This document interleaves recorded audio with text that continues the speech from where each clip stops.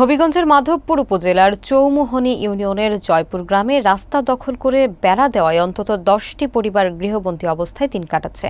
এ ঘটনায় স্থানীয় দুই ব্যক্তি আব্দুল গফুর এবং সুলেমান মিয়ার বিরুদ্ধে অভিযোগ উঠেছে।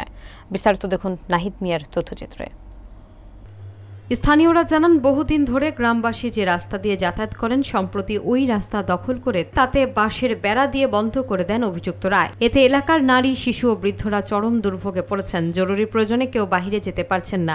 ভুক্তভোগীর অভিযোগ, 2 যুগ ধরে এই রাস্তা দিয়ে চলাচল করা হচ্ছে, তবুও প্রভাবশালী ওই দুই ব্যক্তি জোর করে পথটি দখল করে নিয়েছেন। এতে চলাচলের পাশাপাশি বাড়ির শৌচাগারের নোংরা পানি নিষ্কাশনের রাস্তাটিও আমাদের উঠানের দিকে পথ করে দিয়েছে। ফলে সৃষ্টি হয়েছে অস্বাস্থ্যকর পরিবেশ। ভুক্তভোগী হাবিব মিয়া বলেন, আমরা এখন গৃহবন্দী, রাস্তা খুলে দিতে বললেই আমাদের হুমকি দেওয়া হয়। প্রশাসনের দ্রুত ব্যবস্থা প্রয়োজন। অভিযুক্ত আব্দুল গফুর এবং সুলেমান মিয়ার বক্তব্য জানতে একাধিকবার যোগাযোগের চেষ্টা করেও পাওয়া যায়নি।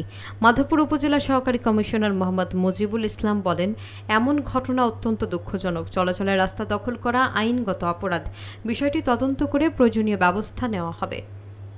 আমরা বাড়ি থেকে বের হতে পারতেছি না, পুরা গৃহবন্দী, কোনো কানে যাইতে পারতেছি না, কারো বাড়ির উপর দেওয়া যাইতে পারতেছি না, এরকম একটা অবস্থা। পুরো আমরা কি বলবো, পুরা ঝামেলায় আছি।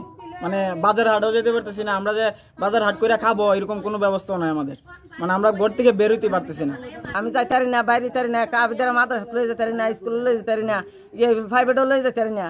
ওখানে আবিদা লইয়া বুয়া এরপর তো রুগীর লইয়া ওখানে হঠাৎ করে একটা হয়ে গেল, আমি কইতে পারিতাম, এরা তো কয় প্লেন দিয়ে যাইতাম। করা শুরু হয়েছে, তখন আমরা চেয়ারম্যানের কাছে গেছি। চেয়ারম্যানের যখন উনিরা ডাকছে, কেউ কোনো নিরাপত্তা লাগি গেছি, এরা যায় নাই। না যাওয়ার ক্ষেত্রে কয়েকদিন বন্ধ ছিল।